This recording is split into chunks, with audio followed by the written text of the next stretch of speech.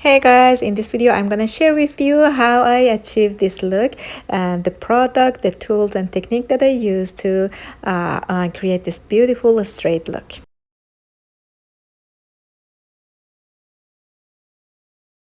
I usually start with the preparation of the hair. What I'm using here is a little bit of gel. This is a controller gel. This is from Matrix and it's good for all type of hair. So I don't have to get so many different products for my clients because they have different type of hair. This is good for all type of hair. And then I'm using a little bit of mousse. This is high amplify, again from Matrix. I'm gonna shake it a little bit and put it through the from the mid shaft through the ends and a little bit of that to the scalp. If you want to get that volume on your scalp, it's better to start from the scalp and then work it through your hair and then comb it to distribute it evenly to all of your hair. To create a long-lasting hairstyle, always go with a clean hair. So I just shampooed the hair and put a little conditioner at the ends and then towel dried it. My sectioning here is like a horseshoe and I'm using one of those big clips, crocodile clip, to isolate the top area.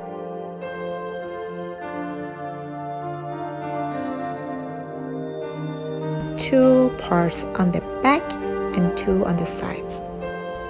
The thickness of each subsection, it depends to the size of your brush, the brush that you would use. Technically, each section shouldn't be bigger than the head of your brush.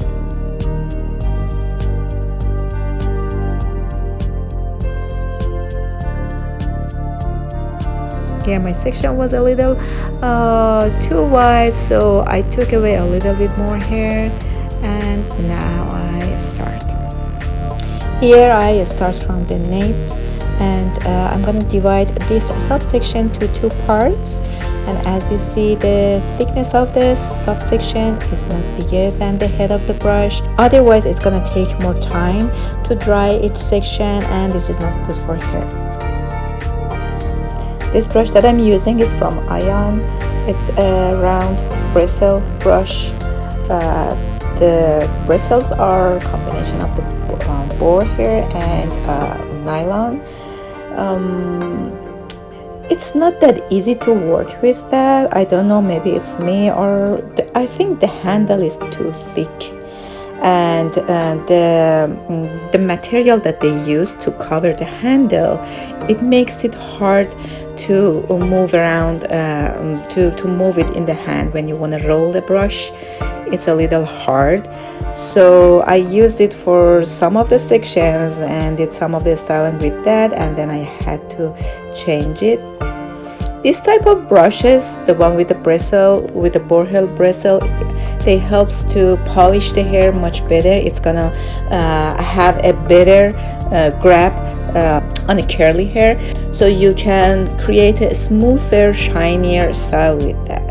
But this is very important to have something that is very comfortable to work with, especially the tension that you put on your hair. It's gonna put a pressure on your wrist too. So just take care of yourself and whatever you want to buy, besides considering the price, consider the quality, how it's gonna affect your health and your body, especially if you are a hairstylist and you want to do this for a long time. That's my advice as a hairstylist. To create a long-lasting style, it is very important to get the hair dry 100%, especially the roots. What I do, I just assume that each subsection has three parts. The area that it is closer to the root, and then the mid shaft, and then the ends. First, I focus on an area that it is closer to the root. I dry that area from the top and from the bottom and sides. It's better to not fan your hair dryer. It's gonna cause more flyaways and freezes on the hair, and that's why it's better, to go to the direction of the hair cuticle from the roots to the end of the hair. don't put the nozzle directly on the hair, because the hair gets too hot and it's gonna cause damage to the hair. Something like parallel to the hair, close to the hair, but not directly on the hair. And always use the nozzle. This way you can control the air blowing to the hair, and it won't be a direct hot air to the hair. I hope I explain it well. So I start from the area that it is closer to the root, the first zone, and then I go to the second round, which is the mid shaft. And when that part is dry, I go and focus on the end of the hair. Okay, this is when I had to switch my brush. As you see, it put too much tension on the hair and on my wrist, so I decided to change it. This is the old one. Look at the handle. That's what I'm saying. The material that they use on the handle, it kind of sticks to the hand, and it's hard to roll it in the hand easily. And it's heavy too, so I didn't like it at all. I got it a few years ago and it was kind of cheaper, and I didn't want to use it on too many curly hairs. That's why I didn't want to invest so much money on it. But I am regret, because now I have to go and buy another brush, which means I am spending more. This is my experience that I wanted to share with you. This one that I'm using is from Olivia Garden. I love this brush. I got it a little bit expensive. I mean, not expensive, they are pricey. It's because of the quality of them. Look at that. It is ceramic. It's gonna distribute the heat through the brushes evenly, so you don't get the hot spot. It's very light. It moves very easily in your hand, and I just love it. And it has a peak at the end of that, at the end of the brush and the handle. There's something you can take it out and use it to separate the hair easily. And that one was the old one. Okay. Now back to the hair. We are reaching the top of the hair. Now here, if your goal is to create volume around the face and on top of the hair, it's better to you need to raise your hand and bring your brush up, so the hair would be lifted. When you lift it and you dry it, it's gonna create some volume on the roots. Otherwise, if you lower your hand and bring the brush down, that way it won't give you as much volume. I hope it makes sense.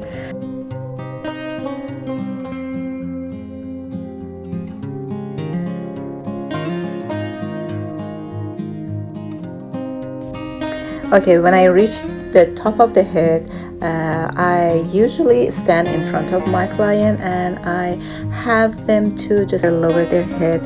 This way that would be much easier to dry the hair. And I grab each subsection and bring it forward, and first focus on the first zone, which is from the root to the mid shaft, and I am creating as much volume as possible. When this area is dry completely, I move to the second zone of the hair, which is the mid shaft.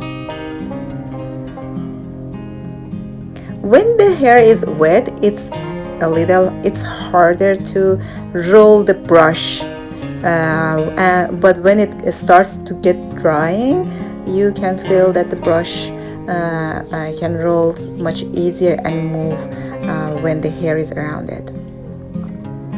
Yeah, gradually I am moving to the mid shaft. So on this area, focus on the root, mostly on each side, left, right, back and front. To make sure it is completely dry, we want to create a nice volume on the top of the head. The volume that we are creating on the hair, it depends to the client's or people's face too. So if someone has an oblong face and the face shape is long, I won't create that much volume on the top because it's gonna bring that illusion that the face is even longer. Or for example, for people with a big face, round or square shapes, it is not recommended to create a good volume, big volume on the sides because the face looks even bigger. So always consider the face shape when you want to use your styling, techniques or even haircut or color. Always consider the face shape as well to just customize each style's cut and color to that specific type of head or face. Moving to the second section on the top, again bringing hair forward to myself. I'm standing in front of her. It's much easier to stand in front of the client. I just tried different positions behind the style, behind the client, on the sides and in the front. This is the best position, I think. Standing in front of the client, you have a better control and it's gonna put less pressure on my hand and my back. It's better to keep your upper arm closer to your body because raising that hand for a long time, that arms, is just brings it's gonna tire you faster, especially if you wanna do this whole day and it is your job. It is one of my mentor advice to me that told me always be mindful when you are working and keep your arm as close as possible to you, so this way it doesn't hurt your body as much. We move to the front area. This is her fringe area, and as you see, she has a long hair on this area. Again, we focus on the root first, then the mid-shaft, and then the ends. The way that I blow the air is parallel to the hair, not directly into the hair. And I'm rolling that brush, going up and down, and try to get it dry. And as smooth as possible. Here. Now that I'm finished, I use the cold bottom and I go to the direction of the hair from the roots to the bottom to get out all those flyaways that are remaining in the hair.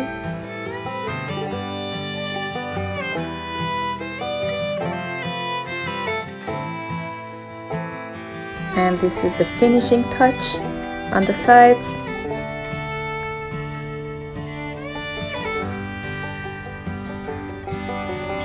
And look how beautiful and smooth and nice is this hair. It is nice, very classic, very beautiful. This is a beautiful style for most occasions. I think for younger generation, older generation, that's nice and smooth, and it's always on trend. Okay, I'm doing the final touches on the sides. I want to do the photo shoot after that, and that's why I got back and I'm fixing some of those areas. I just did a balayage on this hair and it's nice and settled. I like that. This is a low contrast. Guys, if you would like to see like a color tutorial, I'm gonna put the playlist at the end of the video for you. And please